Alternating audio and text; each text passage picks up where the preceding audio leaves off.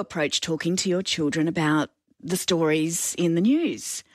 Because some of the vision, some of the footage is quite confronting at times, especially when you're looking at terrorist situations around the world as one example of some of those big news stories, and that vision just spreads everywhere through social media.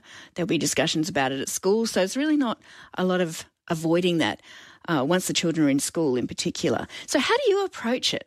What do you do? Have you got any handy hints you might be able to share with the rest of us today? 1300 222 720 to call through. I mean, the big story this week, of course, being the results of the same-sex marriage survey. So I wonder if that was a topic of conversation with your children this week, or even over the past, I mean, it's been going on for months, 3 months or so, as Australia voted. The survey done and dusted, but the conversations still continue. Parent educator Claire Orange is here in the studio. Hi, Claire. Hey, Belinda. It's important to talk about this stuff. Look, in our house, we talk about news a lot, and the kids love watching Behind the News, BTN. It's one of their favourites, and I don't even have to push them to that. They're sort of like, I just want to catch up on the news, and they do it so well. The kids want to go to that for their information. So it is a conversation at our place.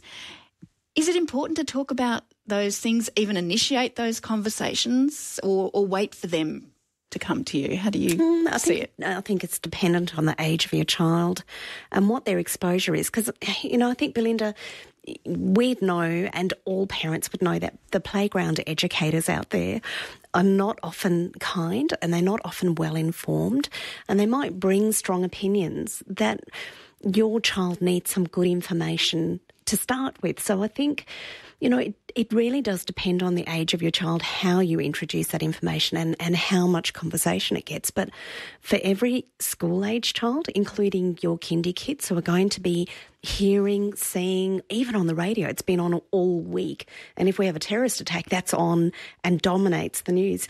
There's almost no avoiding it. So coming from a place of love is really the best way as parents, regardless of your opinion of what's happened.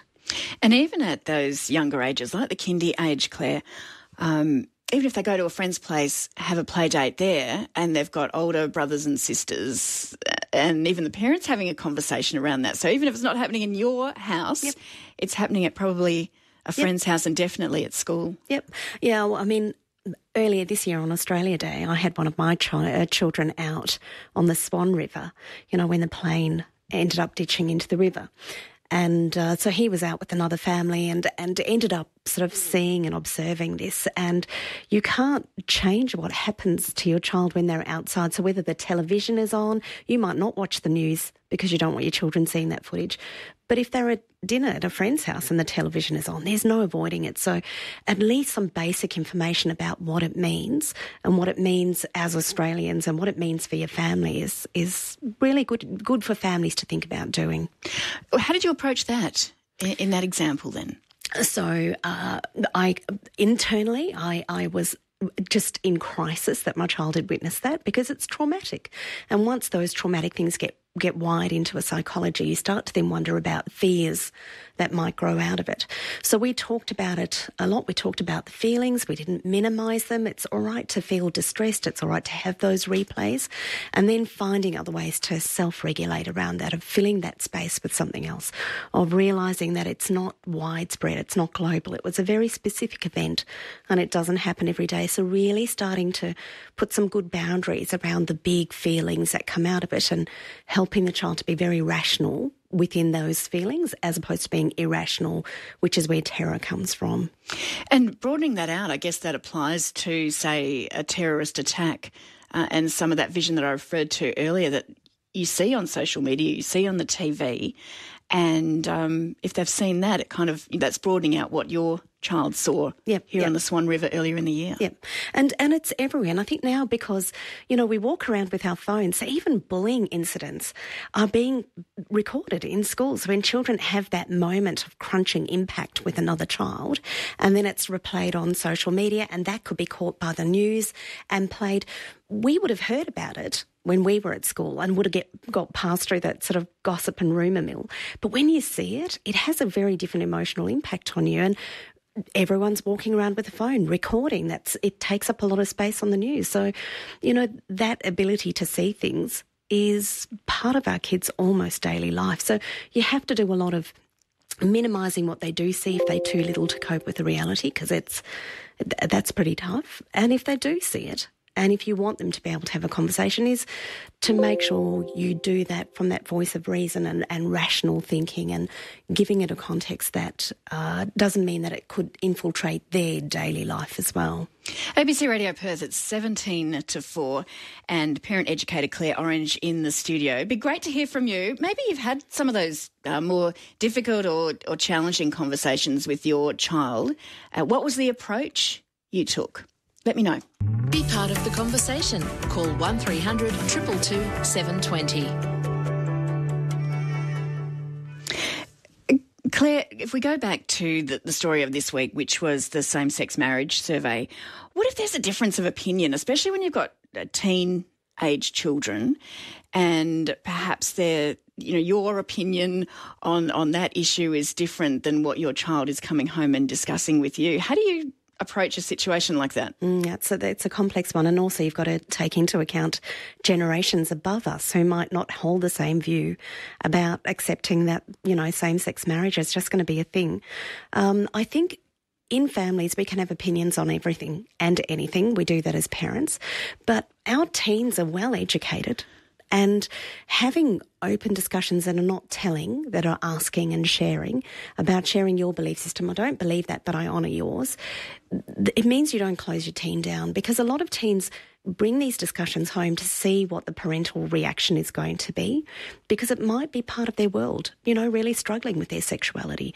So they might dip their toe in the water. A parent who closes that down and goes, I don't agree with that, you've kind of taken out your communication with your child, and that can be a life-saving communication. So we've got to say it's not part of my belief system, but I accept that other people do, and at least give it some space in your discussion. That's not about telling, it's about sharing. Erica from Wembley Downs. Hi, Erica. How do you handle these sort of situations at your place? Okay, well, my daughters have grown up now, but one of the things that we've done a lot of work on is values-based conversations.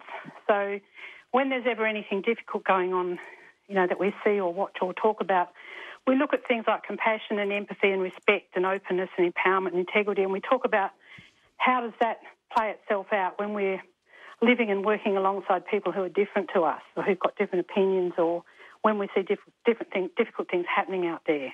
Oh, Erica, I just want to reach right through that phone and give you an enormous hug and wish you in every Australian home. Well, that's the foundation of good parenting, isn't it? Is that compassion and empathy. If we could all have that, we'd be in a better place. Thank you for that, Erica. You can call through 1300 222 720 to call. The text 0437 922 720.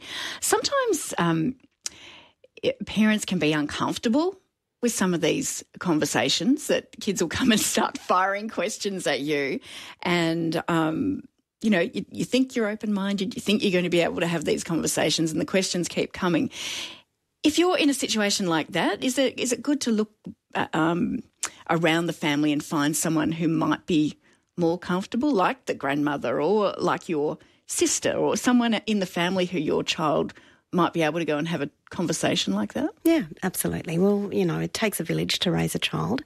There's things that we can't do for our children at various points for whatever reasons. We're either caught up in our own lives. So having those people who can step in and be that voice of reason, even if your child's very fixated around a particular topic, like I've got one who's got this whole hatred thing going of Donald Trump and uses every platform he can to stand on, and just teaching him to actually look at it with a broader view means that talking to grandparents is really important, because they've got a different point of view and they'll open up his world for you. So, yeah, helping our kids. But I think there's also a lot of power, Belinda, in doing this reflective listening. If you don't know how to respond to what your child is telling you, you don't have to get into the content. You can say, I can see you feeling passionate about that. Or that seems to make you feel angry. Tell me more about that. So you can just pick up on the emotion that the child is telling you and just ask them to elaborate, because it'll give you a much greater window than saying, well, I don't agree with you, or I find that quite difficult, or even if it's internal dialogue. just that reflective listening means we just talk to the child about how they're feeling about it. You know, that seems to have you really wound up.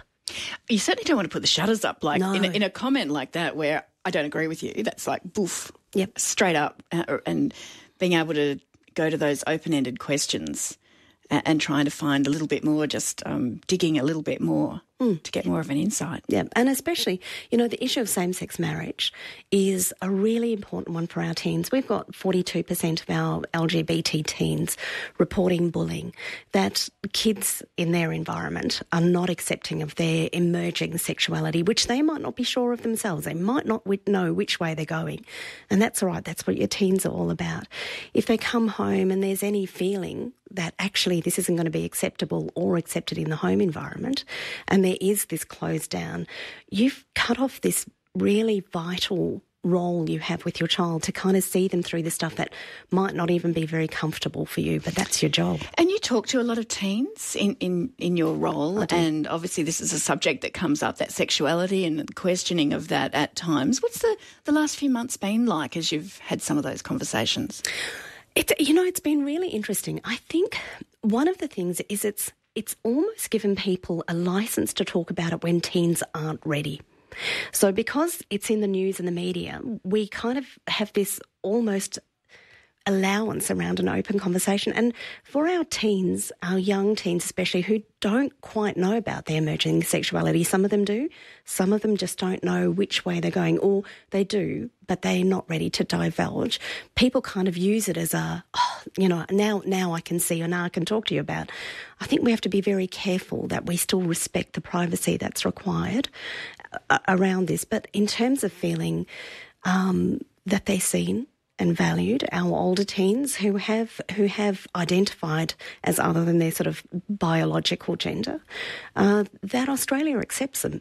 That in itself is going to reduce the bullying, the discrimination, the feeling isolated. It's a really triumphant feeling, I think. Claire, great to catch up. Thanks, Thank Belinda. you for that. Parent educator Claire Orange in the studio, ABC Radio Perth.